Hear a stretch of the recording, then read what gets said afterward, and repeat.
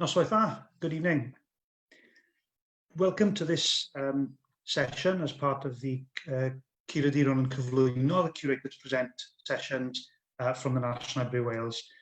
For those of you joining us on Zoom who need the simultaneous translation, you'll need to click on the interpretation icon. It looks like a map of the world. It's on the toolbar, and choose English. On Zoom, it may look like you're translating from Spanish to English, but I can assure you it will be a translation from Welsh to English for you there. So if you're joining on Zoom and need the translation, please click on the world icon and choose the English translation. If you do have any trouble with that, please put a message in the chat function, and Nia, who's in the background, will endeavour to sort that out for you. For those joining us on Facebook, there is no translation, I'm afraid. Felly, fi'n mynd i ddechrau nawr. Fy enw wedi Rob Phillips, a fi gyda'r archifydd sydd yn gyfrifol am yr Archif Wleidyddol Gymreig yn y Llyfrgell Genedlaethol. Heddi, fi'n mynd i edrych ar mater hynod diddorol yn y marn i, sef y portread o Fenywod yn ein casgliad o ephemera gwleidyddol. Dwi'n mwy na hapus i ateb unrhyw gwestiynau. Os oes gyda chi unrhyw gwestiynau neu sylwadau a chi ar y Zoom, please rhwng nhw yn y Q&A, a fyddai'n dod atyn nhw ar y diwedd i drio ateb neu wneud sylw pellach ar unrhyw beth. So please, newch hynny. Os ydych chi'n gwylio ar Facebook, mae croeso chi roi sylw, a bydd ni unwaith eto yn bwydo nhw ata i erbyn diwedd y cyflwyniad. Felly, amdani. Mae'r Archif Wleidyddol Gymreig yn rhaglen o fewn y Llyfrgell Genedlaethol sydd yn gyfrifol am gasglu a hyrwyddo'r defnydd o bob math o archifau gwleidyddol. Mae'r casgliad yn cynnwys papurau personol, nifer o aelodau seneddol neu aelodau'r Cynulliad Amlyca Cymru, rhai aelodau seneddol Ewrop, arglwyddi ynghyd ag archifau mudiadau gan gynnwys archifau'r prif bleidiau, grwpiau ymgyrchu, mudiadau ymgyrchu, enghraifft rai sy'n cael ei sefydlu ar referenda ac ati, grwpiau busnes, mudiadau llafur, ac yn y blaen. Felly, mae'n eitha cynhwysfawr. Mae gyda ni bwyllgor ymgynghorol. Mae'r aelodau yn cynnwys academyddion, haneswyr, newyddiadurwyr a chynrychiolwyr o fudiadau gwleidyddol. A mae hwnna'n lliwio gwaith yr archif, a mae'r gweithgareddau ni'n ymwneud â nhw yn cynnwys trefnu darlithoedd, hyrwyddo a dehongli'r casgliadau mewn sesiynau fel hyn. Un o'r casgliadau pwysicaf yn yr Archif Wleidyddol yw'r casgliad deunydd ymgyrchu ephemera, sef taflenni etholiadau cymgyrchoedd sy'n dyddio nôl i 1837. Mae'r sgwrs yn mynd i fod yn eitha ysgafn ar adegau. Dwi ddim yn gwneud yn ysgafn o'r pwnc o bell ffordd, ond mae rhai o'r deunydd yn ddoniol i ni heddi ac yn adlewyrchu gwerthoedd, agweddau ac arddull sydd erbyn hyn yn edrych braidd yn rhyfedd.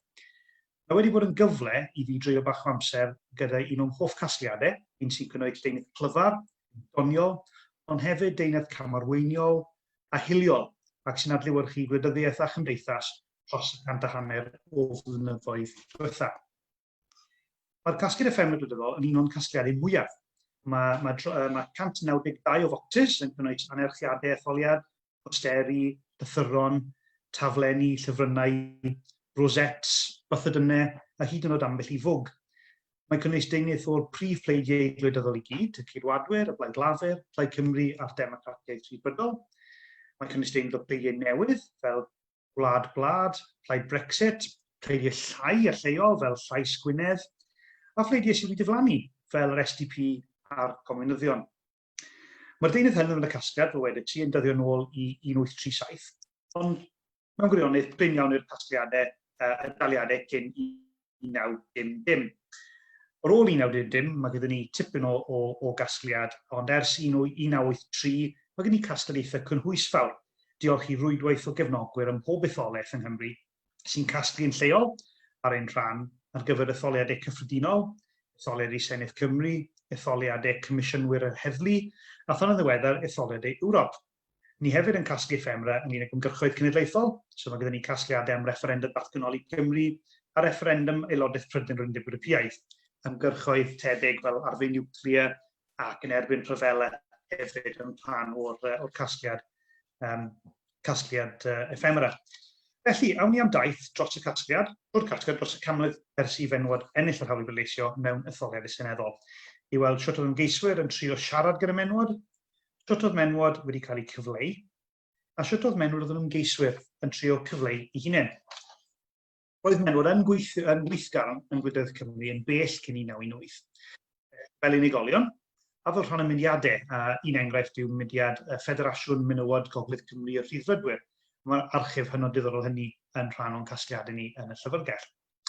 Ond cyn 1918, dim ond yn etholiad lleol oedd menywod yn cael pleidleisio a bod yn ymgeisyddion. Yn 1969, cafod menywod sengl oedd yn drythdalwyr ac yn berchen ar eiddo yr hawl i bleidleisio mewn rhai etholiadau lleol. 1894, cafodd menywod priod oedd yn berchen ar eiddo bleidleisio mewn rhai etholiadau lleol, ac yn 1917, cafodd y menywod hyn yr hawl i bleidleisio i sefyll i'r prif awdurdodau lleol.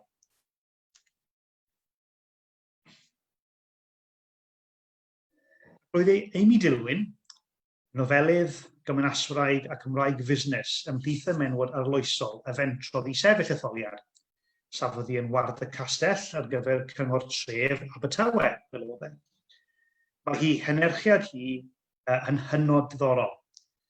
Mae'n trafod rhai pynciau falle sydd yn gyffredin i heddi, enghraifft, tal cyfartal, addysg gryfyddol, llwyddiannau yn yr system addysg yn lleol, a'i chefndir fel person busnes, a trwy oedd hwnna'n rhoi cymwyseddydd i hi fod yn gynghorydd. Mae hefyd yn sôn am y drefn newydd, gan groesawu'r hawl i fenywod bleidleisio. Mae'n dweud, this is a momentous election to women, ac yn sôn am edrych ymlaen i'r dyfodol, bod ethol menywod yn rhywbeth i fynd ymlaen. Most towns like to be up to date, mae'n gweud. And if she was elected, Swansea could at all events say there was no other town which had a female representative before this municipality.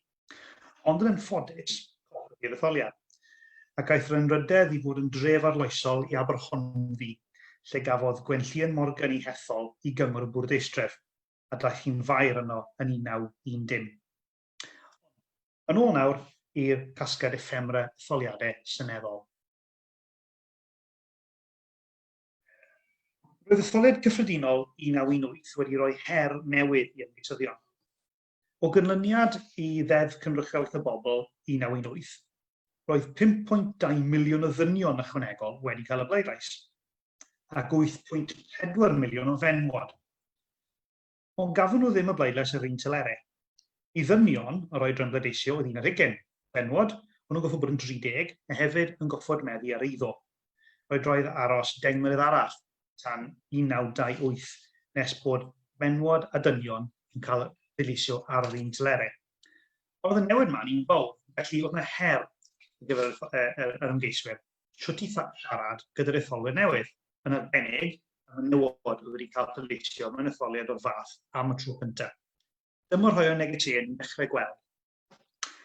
Yn yr anerchiadau hyn, 1921 a llall o 1903, ni weld rhyw fath o neges atgoffa menywod i fod yn ddiolchgar am ei bleidlais.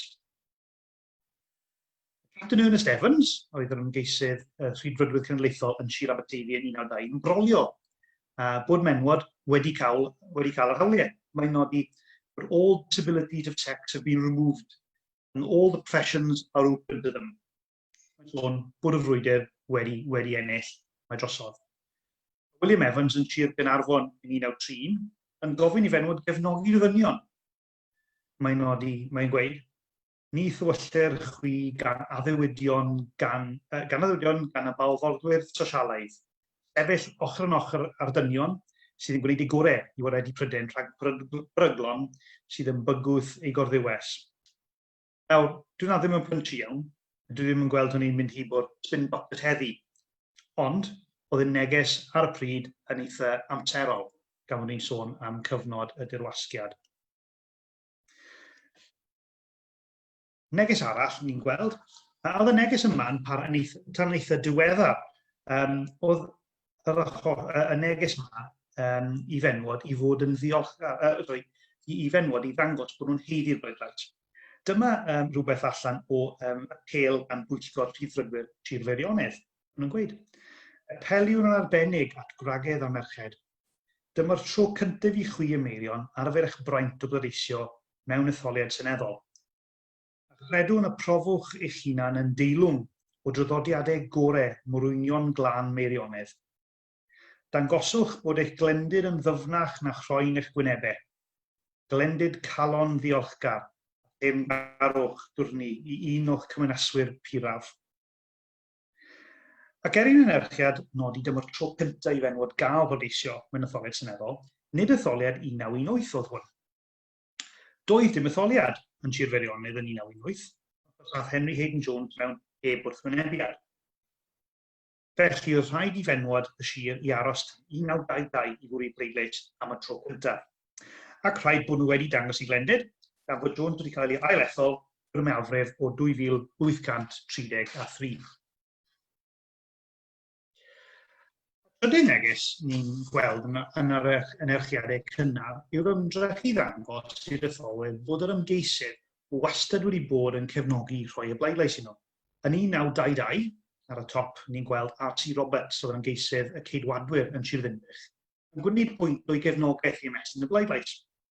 Mae'n dweud, ym Mehefin 1911, yng Nghyngor Tref Wrecsam, dagais i benderfyniad ymlaen fy un y baswyd, sef i anfon at y prif weinidog ar y pryd, ei bod yn hen bryd rhoddir yr hawlfraint i ferched i weithredu mewn dinasyddiaeth lleol ac ymerodrol, a theimlo fy gryf ac yn falch o'r manteision hyn nawr yn ei meddiant. Hyd yn oed yn 1950, sef y darn ar y gwaelod, mae Iwan Morgan, ymgeisydd y Blaid Lafur yn Sir Aberteifi, yn meddwl fod hi'n werth atgoffa menywod o'r hyn mae'r blaid wedi gwneud drostyn nhw, gyda chymhariaeth eitha diddorol a doniol mewn ffordd. Mae'n gweud bod y blaid yn ceisio wneud dros y wlad yr hyn a wna gwraig dda ar ffarm yn y cartref. Mae'n wneud dros y wlad yr hyn a gwnaed gwraig dda ar fam yn y cartref.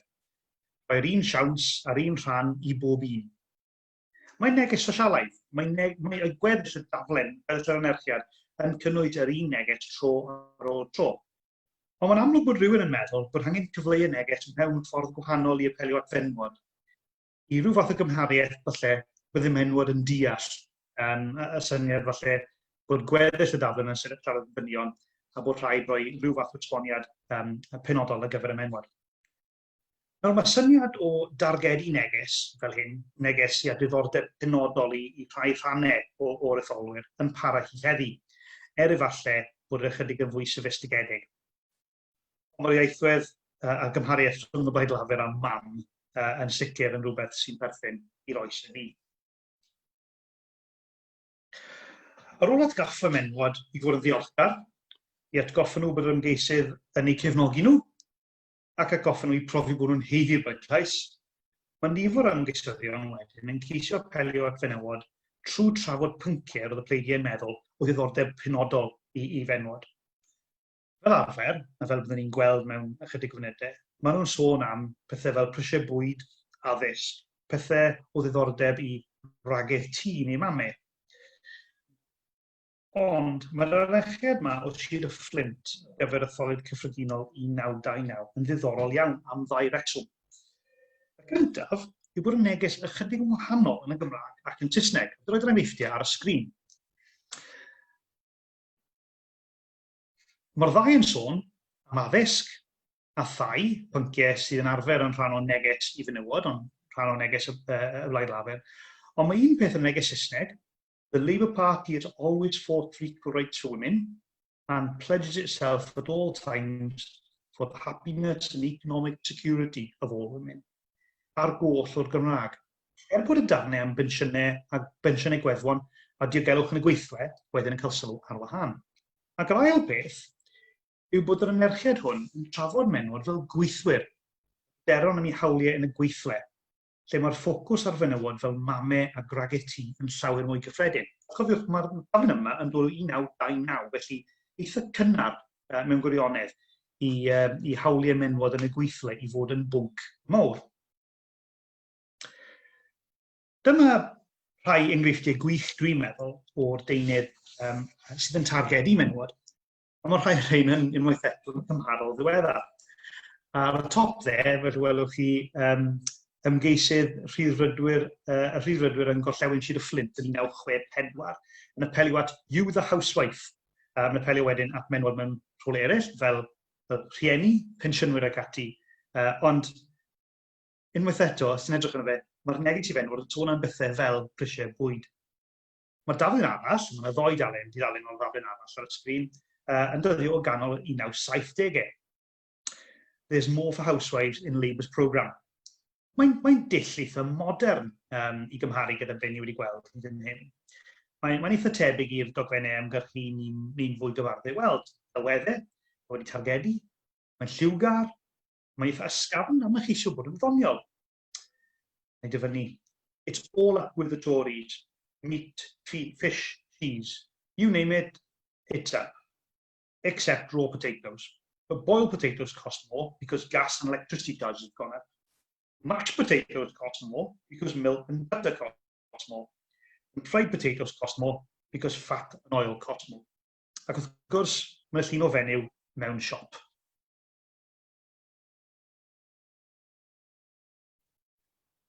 Housewives, this is how Labour helped you.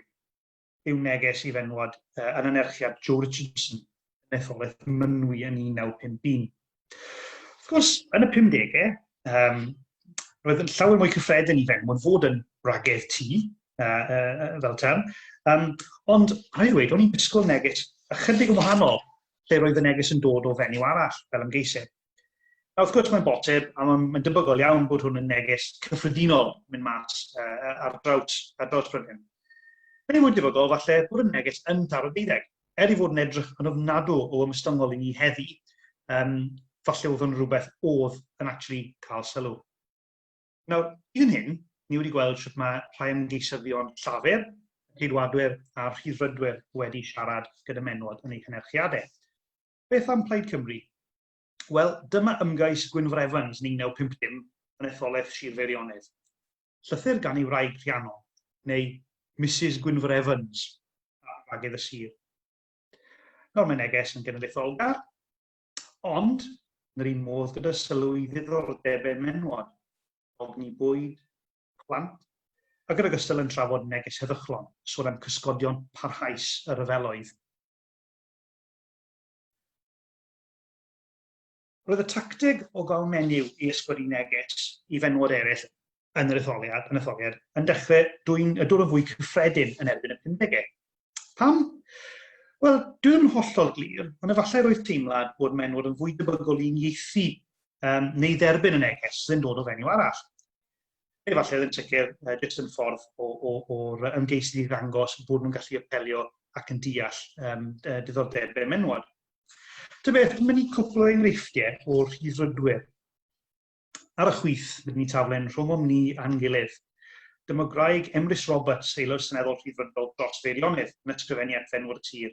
Mae'n nodi bod Emrys yn ddwys ymwybodol o le a swydd merched yn y blwydd, ac mae'r apel i fenywod dynnu at ei gilydd ac i dangos bod ei llais yn gryf, nhw sydd yn, ni'n dyfynnu, gorfod dioddef a chynllunio a llyfurio mewn cariad yn y cartref. Nillodd Roberts yr etholiad, dim ond i golli y flwyddyn wedyn 1951 i lafur.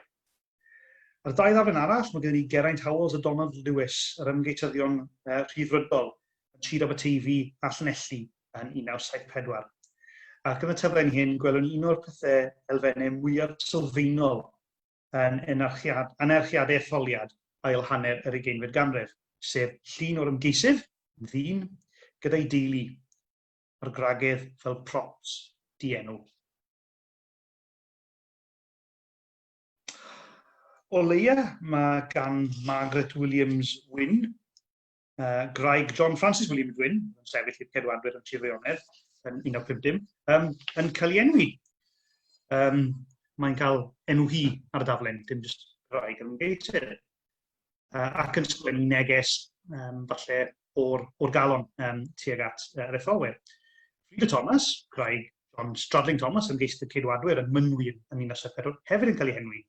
Ac yn ei neges yn sôn am materion mawr y dydd, er enghraifft, yng nghydfod gyda'r glwyr.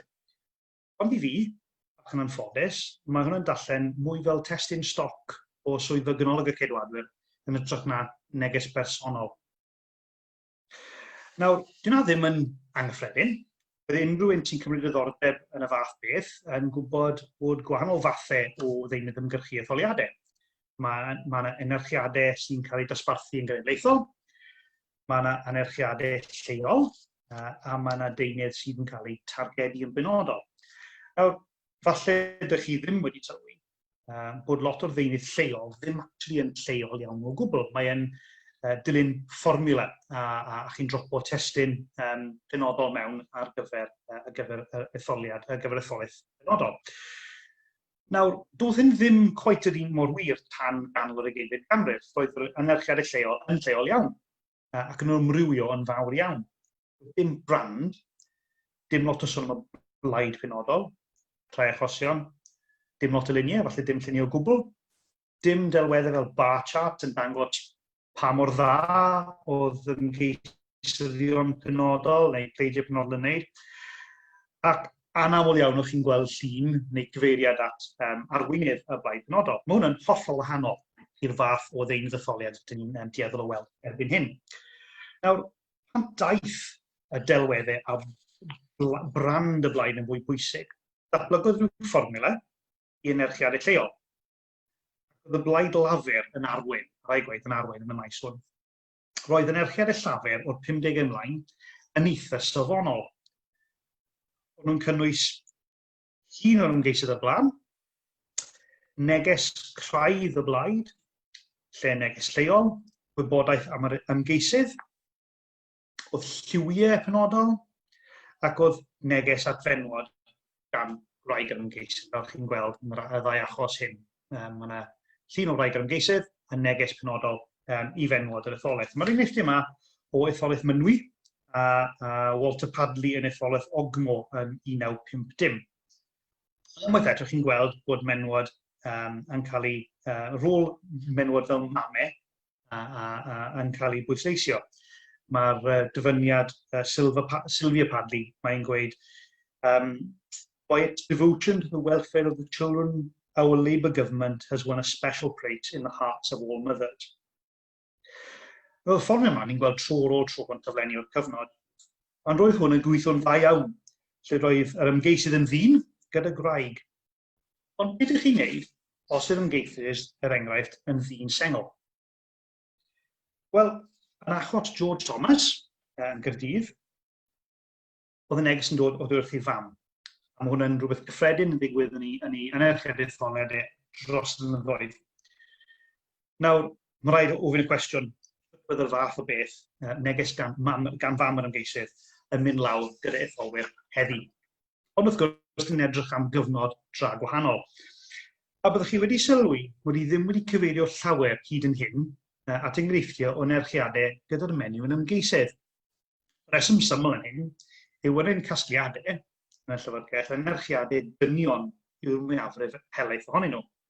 A nid yw hynny yn adlewyrchiad cwblan heg chwaith. Roedd menywod wedi sefyll, ond roedden nhw'n ganol cymharol fach.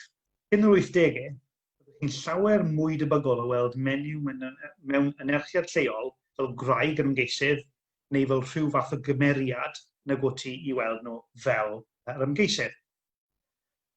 Lle roedd menywod yn cael eu portreadu yn yr enerchiadau, roedd yn cael eu portreadu fel mewn rôlau traddodiadol menywod, gwragydd tŷ, athrawon ac wrth gwrs nyrsys. Fel y soniais i, roedd menywod ymgeisyddion, ond yn llawer yn achosion roedd nhw'n sefyll mewn llefydd neu lladoedd llawer o obaith iddyn nhw gael ei ennill. Yn anffodus, felly, gan bod y Llyfrgell Genedlaethol wedi canolbwyntio ar gasglu papurau aelodau etholedig, mae casgliad effemera yn cynnwys yr unig dystiolaeth yn ein casgliadau am yr foedd gwleidyddol y menywod hyn. Ond mae'n cynnwys dystiolaeth eitha diddorol ac eitha pwysig. Felly, awn ni ymlaen i edrych rhai o'r arloeswyr. Mae rhaid dechrau gyda Milton Mackenzie. Hi oedd y fenyw cyntaf i sefyll etholiad seneddol yn Nghymru. Safodd hi yn enw'r blafur, yn etholaeth Prifysgol Cymru yn etholiad 1918, sef yr etholiad cyntaf lle'r menywod yn cael sefyll. Edrych ar ei enerchiad etholiad ar y chwith, dos dim sôn am ragu tŷ, na phoeni am prisiau bwyd. Mae Mackenzie yn datgan ei chymwysterau ac yn trafod materion, bydd ganddi dipyn o arbenigedd, enghraifft addysg. Bydd yn dod nôl i Mackenzie yn y man, ond mae hwn yn dogfen nad o bwysig yn hanes Llywodraeth Cymru. Safodd Gwennon Jones yn yr un sedd yn 1945 yn enw Plaid Cymru. Mae yna tipyn o debygrwydd rhwng y ffordd maen nhw'n cael eu cyflwyno, neu ffordd maen nhw'n cyflwyno eu hunain. Mae'r ddwy yn pwysleisio cymwysterau. Mae'n a lot o drafod polisi. Ac yn achos Gwennan, mae yna llythyr o gefnogaeth sy'n cael ei rwyddo gan lot o bobl dylanwadol ac enwog y cyfnod. Nifer o ddynion, ond nifer ohonyn nhw hefyd yn fenywod, gan gynnwys Kate Roberts. Fel ymgeisydd llafur yn Sir Aberteifi yn 1959, roedd gan Lottie Rhys Hughes a Joe Richardson fel arweinydd, fel ymgeisydd yn Sir Fynwy yn yr un etholiad dalcen caled i ennill. Ond oedd y ddoi nhw yn wleidyddion o ddifri, ac aeth Richardson ymlaen i gynrychioli backing fel aelod seneddol nes ymlaen. Mae hanerchiadau nhw yn ddiddorol iawn, nhw'n llawn polisi, nhw'n edrych ymlaen i'r dyfodol, mae llawn hyder, a maen nhw eitha positif, a fan i neges. Ond beth roedd yn haro i, roedd y ffordd o Lottie Rhys wedi cael ei chyflwyno i'r etholwyr. Mae cael ei chyflwyno fel graig yr henadur W. Douglas Hughes, a fel mam. Nawr, wrth gwrs yng Nghymru, ni'n hoffi nabod pobl trwy i achub, ac mae nabod pwy yw rhywun yn hynod bwysig yn arbennig falle mewn etholaeth gwledig. Ond mae'n ddiddorol, ac yn eitha trist mewn ffordd, bod cymwysterau Hughes fel ymgeisydd, y ffaith bod hi wedi bod yn gymchorydd sir, bod hi'n athrawes, bod hi'n brofiadol ymwleidyddol yn bell lawr y rhestr yn bod hi'n disgwyl hi. Ond, ar y llaw arall, mae gyda ni llun o Lottie gyda'i theulu, a trwy hyn, nid y ferch yw'r prop. Hefyd diddorol. A dyma rai enghreifftiau o ymgeisyddion eraill yn y casgliad. Ymgeisyddion llafur, ceidwadwyr, Plaid Cymru a'r Gwyrddid. Yn yr achosion hyn, oedd dim un nhw wedi cael ei ethol.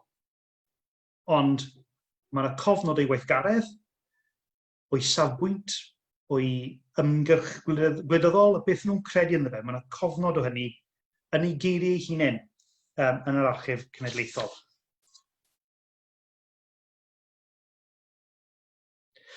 Nawr, fel dwedais i, roedd nifer o fenywod wedi sefyll etholiadau seneddol yng Nghymru, ond tan 1997, dim ond 4, Megan Lloyd George, Irene White, Dorothy Rhys ac Anne Lloyd, wedi cael eu hethol i San Steffan.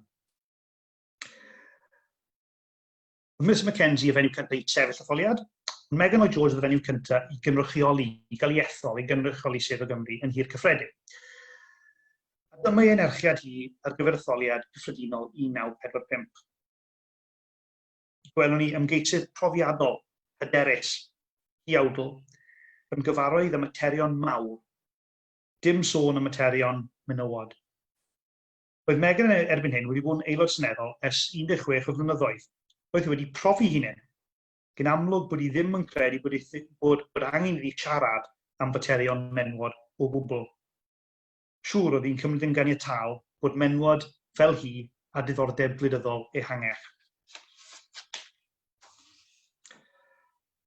Ac wedyn, mae gyda ni Irene Lloyd Jones, neu Irene White, gyda'i hanerchiad hi yn sôn am ei haddysg, ei phrofiad, a nifer o gefnogwyr adnabyddus fel George Bernard Shaw yn sgwennu i'w chefnogi. Mae'n sôn hefyd bod wedi rhoi gorau i swydd da mwyn cynrychioli bobl Sir Fflint. Bod yna rhywbeth yn gweud bod angen menyw fel hi yn y Senedd, mae'r enerchiad yn broffesiynol iawn. Mae'n ei ffortiadu fel rhywun proffesiynol, profiadol, gwybodus a chymwys. Ac yn yr un modd, mae gyda ni enerchiad Dorothy Rhys yn etholaeth y Bari. A bwrdd o'n neges yma unwaith eto yw polisi. Dwy fenyw arall ydych chi'n gwneud marc ar y Wleidyddiaeth Cymru yw Ann Clwyd a Beata Brooks. Cafodd ei ddwy i hethol i Senedd Ewrop yn yr etholiadau cyntaf i Senedd Ewrop yn 1979. Roedd Beata Brooks yn brolio yn ei llysenw fel y Celtic Iron Lady. Ac wrth gwrs yn ei hanerchiadau hi, dyma'r tro cyntaf ni weld dwy fenyw yn y lluniau safonol erbyn hyn o'r ymgeisydd gyda arweinydd y blaid. Wrth gwrs, mae gen ni Beata Brooks fel ymgeisydd a Margaret Thatcher fel yr arweinydd. Nawr, dyma'r tro cyntaf ni'n gweld yna'n digwydd mewn anerchiadau etholiad. Wedyn, cafodd Ann Clwyd i hethol yn 1984 fel aelod seneddol Llafur Cwm Cynnon. A dyma ei hynerchiad hi o etholiad 1987.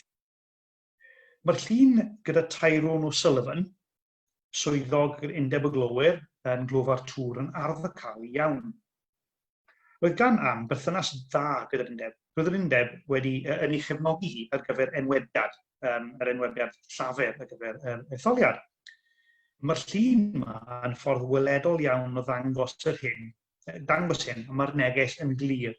Mae'r NUM, sy'n un o'r undebau falle sy'n cael ei ystyried un o'r undebau mwyaf dynol, mewn matcho falle, y neges yw bod yr NUM yn cefnogi Ann Clwyd. Roedd y tipyn o newid y detholiad cyffredinol 1997. Bydd nifer o fenwyr yn cael ei hethol dros etholaethau Cymru. Ond daeth y newid mawr 2 flynedd wedyn gyda dyfodiad Cynulliad Genedlaethol Cymru, neu Senedd Cymru erbyn hyn. Roedd bwriad i gael mwy o fenywod yn aelodau o'r cychwyn cyntaf. Wnaeth Llafur a Phlaid Cymru rhoi trefniadau yn eu lle i sicrhau bod mwy o fenywod yn fod yn ymgeisyddion yn seddi lle roedd siawns gwirioneddol yn ennill. A weithodd cafodd 40 o fenywod i hethol yn 1999, 60, ac yn 2003, cafodd 30 fenyw i hethol, hanner y cynulliad. Roedd hyn yn ddaeargryn gwleidyddol. A dyn ni'n gweithio ar hyn o bryd gyda Archif Menywod Cymru i sicrhau bod cyfraniad y menywod hyn i Wleidyddiaeth Cymru yn cael ei cyfnodi yn Archif Dau Cymru trwy prosiect gwir gofnod o gyfnod, neu setting a record straight. Mae hynny'n mynd i sicrhau bod llawer mwy o archifau menywod gwleidyddol yn mynd i fod un archif dau ar draws Cymru. Ond y dargrym wedi digwydd. Yn etholiadau'r cynulliad, roedd cael menywod yn sefyll yn gwbl normal. Dyma rhai enghreifftiadau o anerchiadau i etholiadau cynulliad, sef anerchiad Angela Burns os y Ceidwadwyr, a Tasmin Dynwyddi dros Llafur, y ddau ohonynt yn Sir Benfro. A mae'r un yn wahanol iawn i'r rhai o'r anerchiadau cynnar ni wedi gweld. Maen nhw'n modern, maen nhw'n lliwgar, maen nhw'n dilyn brand y blaid.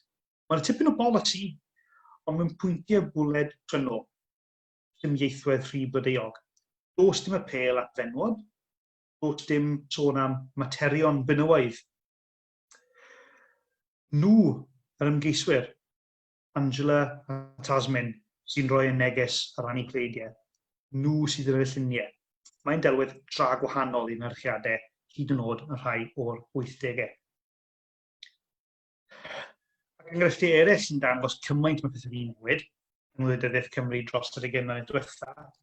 Mae gyda ni anerchiadau Rosemary Butler ac Elin Jones, a ddau ohonynt wedi bod yn llywyddion y cynulliad, ac wrth gwrs nawr yn Llywydd y Senedd. Gyda llaw, pwynt diddorol i nodi bod mwy o fenywod wedi bod yn Llywydd y Cynulliad na dynion yn y cyfnod ers dechrau datganoli. Nawr, unwaith eto, does dim cyflwyno Rosemary Butler fel gwraig i unrhyw un. Mae'r anerchiad yn cyflwyno ei phrofiad a'i chymwysterau.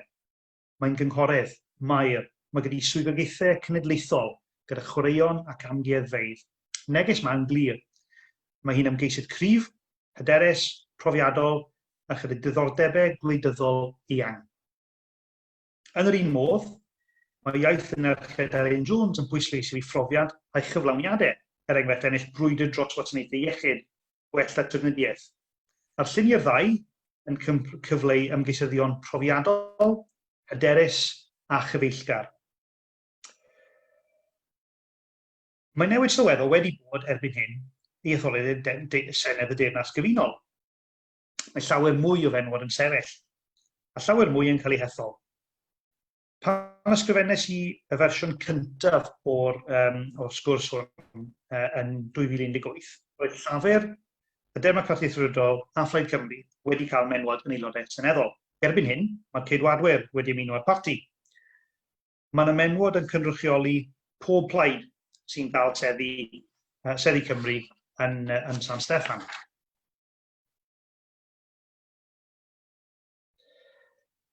Mae menywod wedi llywyddu'r cynlliad, mae nhw wedi bod yn weinidogion ac yn arwain Pleidlais yng Nghymru. Mae hwn wedi codi proffil y menywod yn y gwleidyddiaeth yn sylweddol. Mae Kirsty Williams a Llyfrgell wedi arwain i Pleidlais i etholiadu'r cynlliad, ac o ddyrlyniad wedi ymddangos yn rôl yr arweinwyr yn y lluniau fformula gyda'r ymgeiswyr lleol. Mae gwynebau wedi dod yn gyfarwydd iawn ar y ferchiad etholiad sy'n cyrraedd pob tŷ yng Nghymru. Menyw oedd yn arwain y gwirthiad y etholiad diwethaf i'r cynlliad. A safodd Plaid, Women's Equality Party, gyda ffocws benodol ar hawliau cyfartal i fenywod yn etholiad diwethaf. Yn gyfnod, roedd Caroline Jones yn arweinydd UKIP yn y cynlliad. Falle llwy newid ychydig erbyn hyn, ond mae ddim yn digon teg i weid bod mewn rhywun llawer amlwgach yn Llyfrgell Cymru yn y go nhw 30 blynedd yn ôl. A maen nhw'n mwy amlwg, dim jyst fel ymgeisyddion. Nawr, wedi sôn i bod yna deunydd targed a bod yna'n rhan bwysig o strategaeth cyrraedd etholwyr.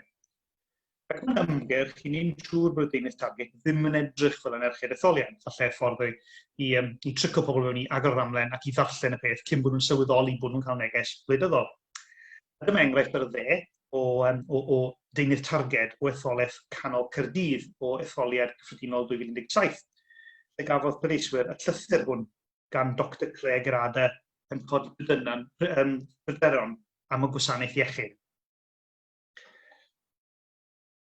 Yn yr un etholiad, oedd menyw arall yn ganolbwynt ymgyrch y ceidwadwyr, sef Theresa May. Rwy'n siŵr bod chi'n cofio'r slogan Strong and Stable?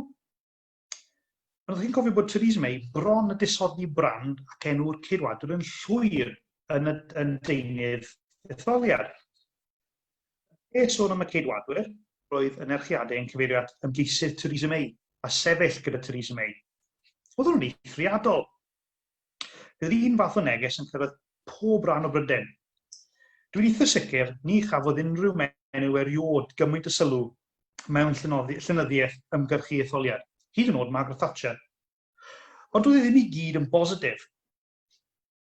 Mae ffocws un o'r tyflenni, y Democratiaeth Rhyddol, yn un ar y dde, a gathon ni ddosbarthu yn canol Caerdydd, yn glyfar iawn. Ond mae'n portread y Theresa May mewn ffordd ofnadwy negyddol a chas. Nawr, cofiwch chi sôn am Millicent Mackenzie yn 1918. Mae yna stori bach tu ôl i'r anerchiad yna. Gan flynyddoedd, do'n ni ddim yn ymwybodol bod copi o'r anerchiad hynod bwysig yna yn y Llyfrgell. Anerchiad y fenyw cyntaf i sefyll etholiad cyffredinol yng Nghymru. Rhywbeth rili dylwn ni wybod amdano. Pam? Wel, achos roedd mewn casgliad arall, oedd e'n plan o archif ei gwrthwynebydd, y dyn y enillodd yn erbyn yn 1918. Pan gafodd y casgliad hwnnw i gatalogio, wnaeth yr anerchiad ddim heiddi sylw yn y catalog. Nawr, diolch byth bod hynny wedi cael ei ddatrys. Os chi'n chwilio'r catalog erbyn hyn am Millicent Mackenzie, mae yna cofnod yn dod lan yn gweud bod yr anerchiad yna. Ond mae'n dangos nid jyst agweddau gwleidyddion, ond hefyd agwedd yr archifyddion yn goffod newid. Nawr, mae daliadau cyn 1918, y casgliad Fenywod gwleidyddol erbyn hyn wedi cael ei ddigido, ac yn modd pori'n anerchiadau naill llais o'r catalog, neu os chi'n mynd i wefan yr archif gwleidyddol ar darn sydd yn rhoi canllaw i'r casgliadau fesul pwnc, mae yna dolenni i'r ffeiliau penodol yna. Nawr, fi'n canol chi fynd i edrych arno fe. Mae yna llawer mwy nag o'n i'n gallu defnyddio ar gyfer y cyflwyniad yma. Dim ond crafu'r wyneb dwi'n gwneud fan hyn o'r pwnc hynod ddiddorol. A mae'n wir werth mynd i weld y deunydd digidol yna ar y catalog. Nawr, fi yn gobeithio bod chi wedi mwynhau y daith trwy'r canmlynedd diwethaf o anerchiadau etholiad. Yn ystod y cyfnod yma, mae menywod wedi cael ei anwybyddu. Mae wedi cael ei siarad lawr yn nhw. Mae wedi bod yn props, stereotypes, ymgeisyddion, ac maen nhw wedi arwain i pleidiau. Mae yna negeseuon a hanes hynod bwysig wedi recordio. Yn y deunydd yma, bod y rhan fwyaf o bobl, ond nid pawb diolch byth, fel arfer yn rhoi yn syth yn y bin ailgylchu. Felly diolch yn fawr am wrando. Mae yn ddiwedd y cyflwyniad nawr, felly dwi'n mynd i weld os oes unrhyw cwestiynau wedi dod, neu os unrhyw cwestiynau hoffech chi i fi trio ateb, neu unrhyw sylwadau, please fyddwch chi'n rhoi nhw yn yr Q&A, a gai pip i weld os oes rhywbeth i gael yna nawr. Dwi ddim yn gweld unrhyw beth hyd yn hyn, felly os oes rhywbeth mae rhywun eisiau rhoi mewn i fi trio ateb, fi'n mwy na hapus i wneud hynny. Ddim rhywbeth yn y chat. Dim ond pethau yn biti y cyfieithu. Rhywbeth wedi dod yn y Q&A. Na ni, siwt ydych chi'n ati i gasglu taflenni? Wel, yn hanesyddol, mae beth wedi bod yn eitha ad hoc, yn ni'n dibynnu ar bobl yn rhoi pethau i ni o'i casgliadau. Mae yna rai bobl sydd yn casglu pethau mewn ddiddordeb. Mae rhai yn cadw mewn i archifau fel bydd yn cadw cofnod o'i ymgyrchoedd eu hunain. Ond beth sydd gyda ni erbyn hyn yw rhwydwaith ar draws Cymru. Mae gyda fi rhyw 2 neu 3 o bobl yn bob etholaeth, a dwi'n goffod cadw lan os mae pobl yn symud ac ati, ond pob tro mae'n etholiad yn cael ei galw, dwi'n sgwennu atyn nhw a fi'n hala amlen mawr, a fi'n gofyn nhw casglu popeth sy'n dod drwy. Maen nhw'n anfon nhw'n lot ar ddiwedd yr ymgyrch etholiad. Dwi'n cael gamp a hanner o amlen i nôl o bob rhan o Gymru, gyda popeth sydd wedi cyrraedd stepen drws y bobl yna sydd yn casglu am rhannu. Mae'n really, mae'n dipyn o job, mae'n llyncu'n amser i, felly bob tro mae'n etholiad yn cael ei galw, o'n i ddim yn sylw bach o sioc, mae'n taflu yn cynllun gwaith allan o'r ffenest. Ond ni yn ddiolchgar iawn, mae gen i rhyw gwych o bobl ar draws Cymru. Dyn ni dal yn chwilio am bobl yn Torfaen a Blaen y Gwent. Felly, os rhywun yn abod unrhyw sydd yn Torfaen i Blaen y Gwent, sydd wedi cadw stwff o'r etholiad diwethaf, dyn ni'n falch iawn yn cael y stwff, a rhywun yn yr ardaloedd na, falle, sydd yn fod yn ei gasglu ymlaen yn y etholiad nesaf, dyn ni'n rili falch clywed wrthyn nhw. Mae modd cysylltu fi trwy ymholiadau llyfrgell, lle byddwn ni'n falch iawn o gael unrhyw help yn casglu deunydd yn yr etholiadau sy'n bod lan yn y dyfodol. Nodyn arall gan Dane Hopkyn. Grêt, diolch yn fawr am un ydyn ni, Deian, ac diolch yn fawr am y sylwadau. Ni'n gweld bod chi wedi gweld y daflen lot i risiws a wneud yr un sylwadau o'n i'n mynd i wneud yn byti y ffordd wedi cael ei chyflwyno. Un arall fi dod am electionleaflets.org. O'n i ddim yn gwybod offline, mae'n yn adnodd gwych, mae'n rwydd iawn i ddefnyddio, a mae'n ffôn y problem wrth gwrs, mae pethau fel yna yn gallu bod yn fwy o broblem o achos hawlfraint ac ati. Felly bod fi'n gefnogi yr ymdrech i wneud pethau fel electionleaflets yn fawr iawn, hynod diddorol. Mae cadw copïau caled o'r pethau yma yn archifdau hefyd yn hynod bwysig. Cwestiwn wedyn, ydych chi wedi gwneud unrhyw beth i gasglu personoldeb ar-lein ymgeiswyr? Ydyn, fel rhan o'r gwaith dyn ni'n gwneud bob etholiad, mae gyda ni rhaglen archifo'r we, a dwi yn gweithio gyda Aled sydd yn gyfrifol am y rhaglen yn y llyfrgell. Dyn ni'n gwneud siŵr bod ni'n casglu copïau o wefannau y prif pleidiau yn achlysurol trwy'r ymgyrch. Dyn ni wedyn yn mynd ati trio adnabod wefannau, ffridiau trydar ac ati yr ymgeisyddion, a dyn ni'n gwneud snapshots o hynny o reina lle mae hynny'n bosib. Mae hwnna'n dod yn fwy pwysig.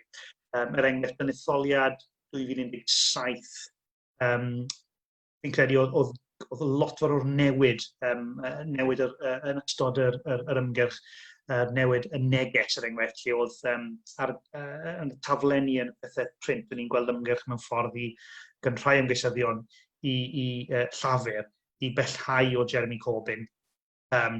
Ac oedd hynny'n wahanol iawn wedyn gyda'r gweithgaredd ar-lein lle oedd cefnogwyr Corbyn a Corbyn ei hun yn llawer mwy amlwg yn rhai achosion. Felly mae'r neges yn y peth ar-lein yn gallu bod yn wahanol iawn. Mae'n ddull wahanol o ymgyrchu a mae'n ddull sy'n bod yn llawer mwy dylanwadol a phwysig. Felly ni yn gallu ni, ond dwi ddim yn credu bod ni wedi gweld diwedd oes yr anerchiad papur hyd yn hyn. Sicr os chi'n byw yn llefydd fel Ceredigion neu canol Caerdydd sydd yn agos, chi'n cael eich boddi gan pentyrau o daflenni etholiad pob tro mae yna etholiad ymlaen. A na i weld os oes mwy o gwestiynau wedi dod mewn. Un arall yn biti Democracy Club. Mae'n un newyddion gwych am y Democracy Club. Dwi'n ddim yn bodol o hynny, o'n i'n nabod rhywun arfer gweithio'r Democracy Club a mae'n gwaith da iawn yn mynd ymlaen fyna yn casglu beth ar y cyfryngau cymdeithasol. Felly, yn falch iawn o nodi hynny. Cwestiwn gan Deian. Faint o deunydd yma fydden yn ddangos fel hysbysebion mewn papurau lleol? Mae hynny'n bwynt diddorol. Yn rhai ffeiliau o'r taflenni etholiad yn ni'n cael gan yn casglu'r ni. Maen nhw'n torri darnau mas o'r papur eraill ddim. Felly mae gyda ni rhywfaint o cyfrif o straeon a hysbysebion am yr ymgeiswyr. Ond mae'n eitha patchy. Ni yn casglu'r papurau, so mae'r papurau lleol yng Nghymru yn rhan o'n casgliadau ni, ond dyn nhw ddim yn rhan o'r casgliad ephemera.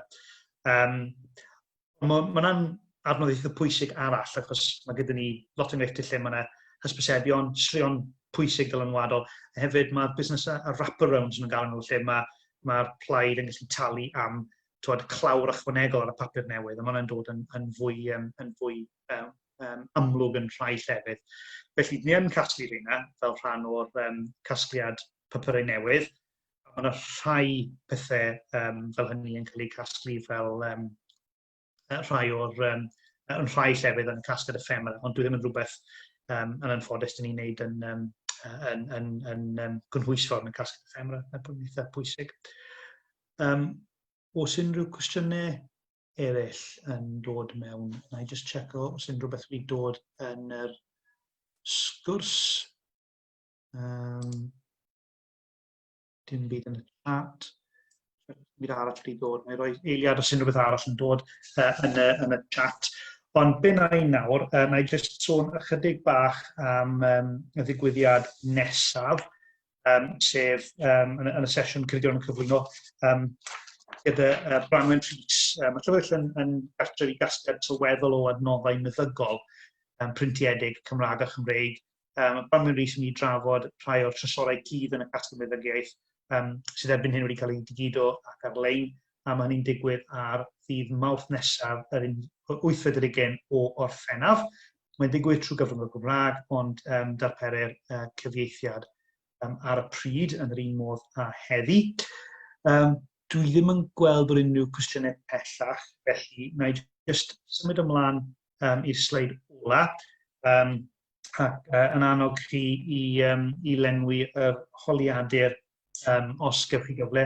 Diolch yn fawr iawn i chi am wrando.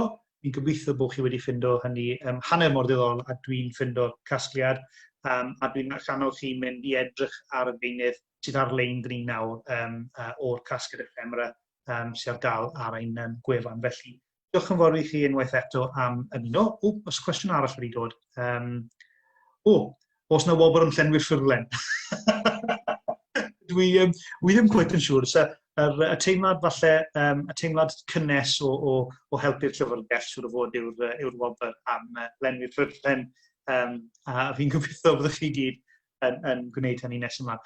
Felly, diolch yn fawr i chi gyd am wrando, a fi'n cofiwch chi ddod mewn wythnos nesaf am y sgwrs nesaf. Os gyda chi unrhyw cwestiynau pellach, mae croeso i chi cysylltu â mi trwy y gwasanaeth ymholiad yn Llyfrgell. Felly, fi'n mynd i benni gyda hwn a gweud noswaith dda, a diolch yn fawr iawn i chi.